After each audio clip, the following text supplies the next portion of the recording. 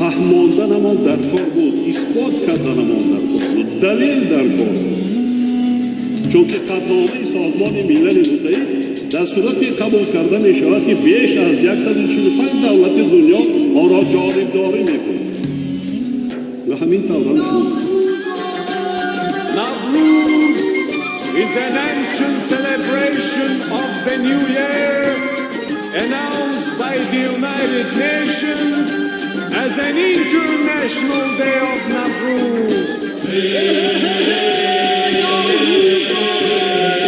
بعد 6000 سال خوشبختی ما شما آن است که امروز در روند بسیار تضادهای جهانی شریکی، بسیار خطرهای جدی و فرهنگ‌های کشورهای ما و شما دارد، یک گوشه، یک صحنه تاریخی و فرهنگی مقدس ما و شما جهانی گشت. این بسیار ظفری بزرگ است.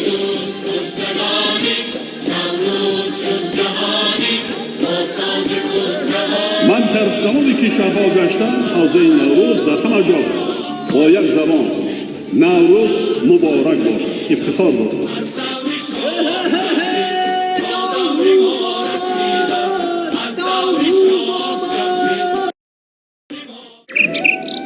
جشن نوروز از جمله مهمترین و مقدسترین آیین‌ها باشد که در خود شکوه و عظمت تاریخ و تمدن کهن ما را تجسم می‌نماید. در این ایام بهاری مردم ما به تازه و آزادانه نمودن خانه خود مشغول شده، دشت و خیابان و باغ و میدان را آباد و خرم می‌گردانند. لباس نو برمی‌نمایند و همدیگر را با دل و نیت آرزوی زندگی آسوده و خیر و برکت خود با فرارسی سال نو اجدادی، آمدن بهار و آغاز موسم کشت و کار تبریک می‌نمایند. جوهر و حکمت نوروز افاده‌گر آرمان‌های مقدس و نیک ملی از قبیل احساس گرم محبت و مرز و بوم اجدادی، خودآگاهی و خودشناسی و وطنداری و وطنپرستی مردم ما میباشد.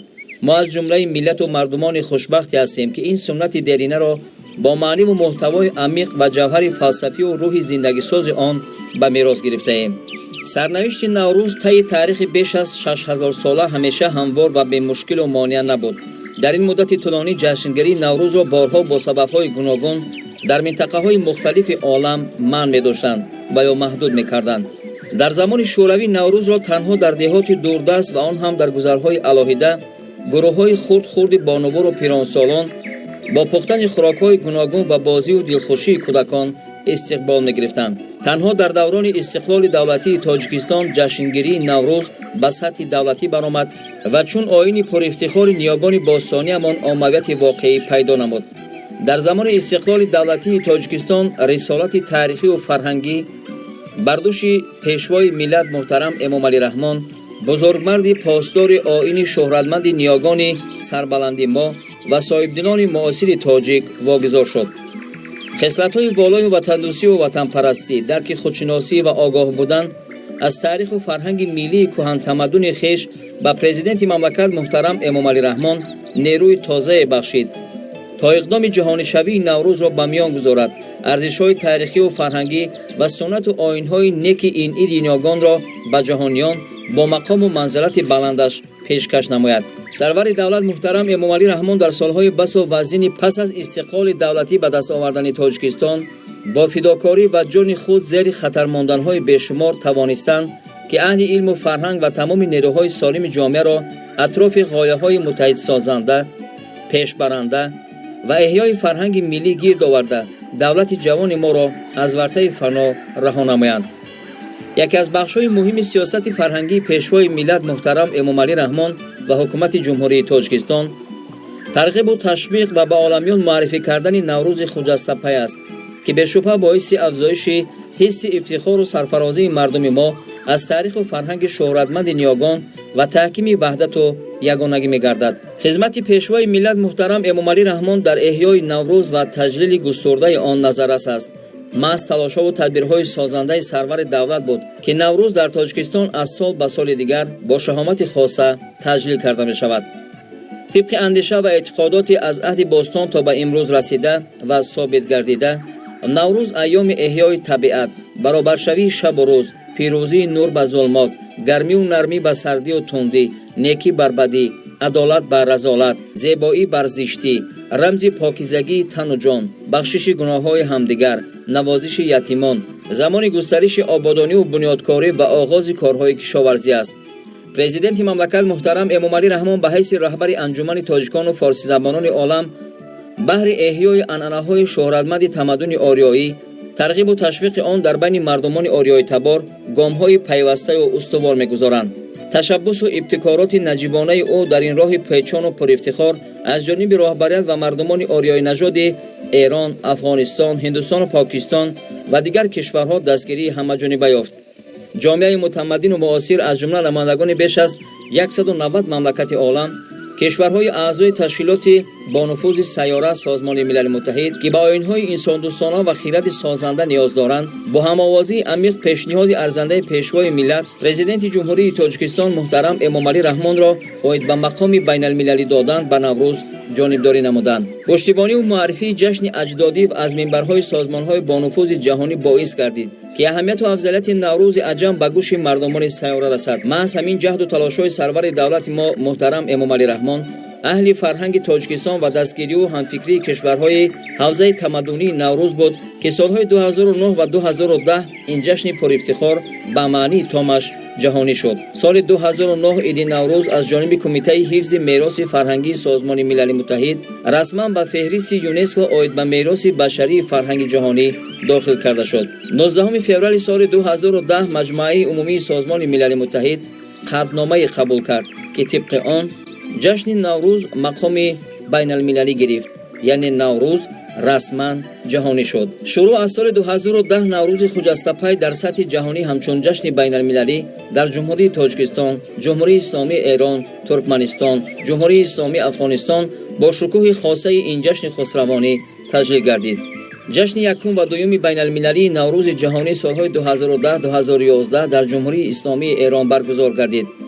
سرور دولت تاجیکستان محترم امامعلی رحمان ضمن سخنرانی خود عاید به جهانی شوی این عید فرخنده باستانی و افزاینده دوستی و رفاقت میان فرهنگ‌های و تمدن‌های گوناگون اندیشه‌رانی کردند. خوشبختی ما شما آن است که امروز در روند بسیار تضادهای جهانی شوی که بسیار خطرهای جدی به فرهنگ‌های کشورهای ما و شما دارد، یک گوشه، یک صحنه تاریخی و فرهنگی مقدس ما شما جهانی گشت. این بسیار ظفر بزرگ است. بعد 6000 سال در این همایش جهانی نوروزی رهبران و نمایندگان والامقام دیگر کشورها نیز سخنرانی نمودند. با تشبث‌های ارزنده پرزیدنت جمهوری تاجیکستان محترم امامعلی رحمان بابت مقام جهانی گرفتن جشن نوروز و به یک عامل متحد کننده مردمان سیاره مبادل گرداندن آن بهای بلند دادند. سال 2012 تحت سروری محترم امامعلی رحمان تاجیکستان و مردم کشور میزبان جشن بین المللی نوروز در شهر دوشنبه شدند. به این مناسبت در پایتخت کشور کنفرانس بین المللی نوروز 2012 و تنتنه‌های با شکوه ایدانه برگزار گردید. برای اشتراک در این تنتنه‌ها به تاجیکستان سران دولت‌های افغانستان، ایران، پاکستان و دیگر مهمانان عالی مقام از زیاده از 40 کشور و 35 سازمان منطقوی و جهانی تشریف آوردند. در افتتاح کنفرانس بین المللی نوروز 2012 سرور دولت تاجیکستان محترم امامعلی رحمان و سران دولت‌ها و سازمان‌های بین المللی سخنرانی نمودند. با افتخار و سرفرازی به پایان با جهانی شوی این جشن باستانی مردم کل کشورهای حوزه تمدنی نوروز عالم افروز را تبریک و تهنیت گفتند. من بعد جشن نوروز بین المللی سال 2013 در ترکمنستان و سال 2014 در جمهوری اسلامی افغانستان با برپا کردن چهاربینی‌های ایدانه تجلیل گردید. سال 2015 نیز چون سالهای دیگر نوابسته از آن که تجلیل بین المللی نوروز خجسته در کدام دولت صورت می‌گیرد، در تمام گوشه و کنار تاجیکستان صاحب استقلال مردم صاحب فرهنگ و تمدن آفر تاجیک این آیین فرخنده و باستانی ما را با شکوه خاصه استقبال گرفتند. سال 2016 هم پایتخت تاجیکستان شهر زیبای دوشنبه مکان برگزاری تنتنه‌های نوروز جهانی شد. 20 مارس سال 2016 پرزیدنت جمهوری تاجیکستان محترم امامعلی رحمان در کاخ باربد پایتخت چون عنعنه نکوی نوروزی در عرفه این جشن فرخنده جهانی شد.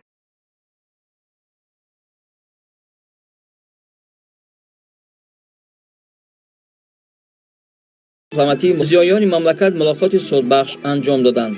در واخوری شماره زیادی اهل زیای مملکت، نمایندگان کورپوس‌های دیپلماتی مقیم تاجیکستان و مهمانان از کشورهای خارج، اشتراکچیان همایش بین‌المللی ادیبان حوزه نوروز شرکت ورزیدند. هدفی به تاجیکستان دعوت کردن دانشمندان و ادیبان معروف از کشورهای مختلف دنیا و برگزار کردن همایش ادیبان را سرور دولت محترم امام علی رحمان واسطه مهمی ترغیب و تشویق اهمیت فرهنگ پرورانه این جشن جهانی نوروز و آیین بشردوستانه آن به عالمیان ارزیابی کردند. فهماندنمان در کار بود، اثبات کردنمان در کار بود، دلیل در کار بود. چون که قطعنامه سازمان ملل متحد در صورتی قبول کرده می شود که بیش از 145 دولت دنیا آن را جانبداری می کند و همین طور هم شد. من در تمام کشورها گشتم، حوزه نوروز در همه جا با یک زبان نوروز مبارک باشد افتخار دارم. نوروز برای همه چیز است، برای نیکبختی خوشبختی انسان است، جشن فرهنگی است، انسان پرور است، همه چی را برای انسان نسبت به دین و مذهب و ملت و نژاد همه چی پس سر است، فقط برای انسان، برای آدم نیکی کردن، خوبی کردن. از این جشن می شود، یعنی مردم را از سردی های ناامیدی، سردی های زمستان با آینده درخشان هدایت می کند. از ناامیدی ها با امید راهنمایی می سازد. خرد و بزرگ تاجیکستان خرسندی می کنند. اینقدر خرسندی می کنند، اینقدر روحشان بالیده است که یک سال دراز تیاری میبینم به جشن نوروز. زندگی حیات خودش هم هیچگاه رو افتاده شدن در کار نیست.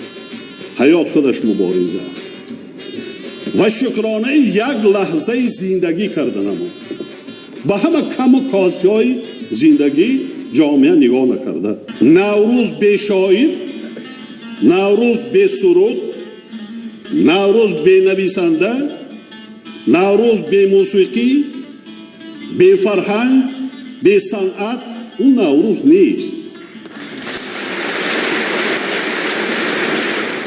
بعد سخنرانی سرور دولت محترم امام علی رحمان، یک گروه اشتراکچیان همایش بین‌المللی ادیبان حوزه نوروز برآمد کردند. آنها با ذکر خصوصیت‌های خاص نوروز بین‌المللی و تشبس‌های ارزنده پرزیدنت جمهوری تاجیکستان بهر جهانی گردانیدن نوروز عجم بهای بلند دادند و این خدمت‌های شایسته پیشوای تاجیکان جهان را نمونه عالی بشردوستی و فرهنگ پروری امام علی رحمان معنیداد کردند. در دوران صاحب استقلالی کشور با تشبس و تلاش‌های سازنده پیشوای ملت محترم امام علی رحمان، نوروز سوخت، ختلان، بدخشان و ناحیه‌های تابع جمهوری با خصوصیت‌های خاصش با رقص و بازی، اجرای سرودهای خلقی، نمایش هنرهای مردمی، تیار کردن طعام‌های ملی خاص نوروز، نوازش یتیمان، دستگیری نیازمندان و برگزاری چهارراه ورزشی جشن گرفته می شود. ما افتخار می کنیم که بعد صاحب استقلال گردیدن تاجیکستان عزیزمان با شرافت استقلالیت، صلح و ثبات جامعه و وحدت ملی، جشن بزرگ اجدادیمان نوروز عمر دوباره کسب کرده. امروز در سراسر مملکت و بیرون از آن با شکوه و شهامت بی سابقه تجلیل می گردد. ما افتخار داریم که تاجیکستان بر حق وطن نوروز، صدد، تیرگان و مهرگان است. هر کدامی از این جشن‌ها تاریخی بیش از 6000 ساله دارد و این دلیل نیست باعث افتخار ماست که نوروز باستانی امروز جشن جهانی گردیده است. طور به همگان معلوم است هنوز از ماه ینور سال 2021 در تاجیکستان بیماری نوی سیرویاتی کرونا ویروس دیگر به قید گرفته نشد، ولی نوابسته از این شهروندان مملکت با رعایت همه قاعده‌های سانیتاری و گیگینی امروزها به طور شایسته کار و زندگی کرده ایستادند. تمام تشکیلات و مؤسسه‌های ساحه‌های معارف، تندرستی و دیگر بخش‌های مهم اقتصادی منتظم فعالیت دارند. ما امروز شکرانه می‌کنیم که از آغاز ماه ینور در کشورمان عموماً بیماری سیرویاتی کووید 19 از بین رفته است. یعنی تاجیکستان امروز به کووید 19 است.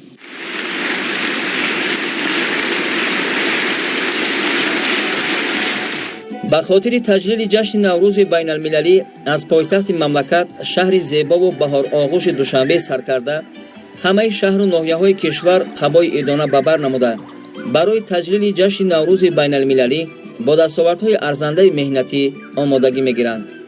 امسال نیز مردم تمدن آفر تاجیک جشن نوروز جهانی را با شکوه و شهامت، برپا کردن چهاربینی‌های عیدانه، سیر و گشت عاموی و با شکرگزاری از دوران صاحب استقلالی، وحدت و سرجمعی تجلیل می‌نمایند.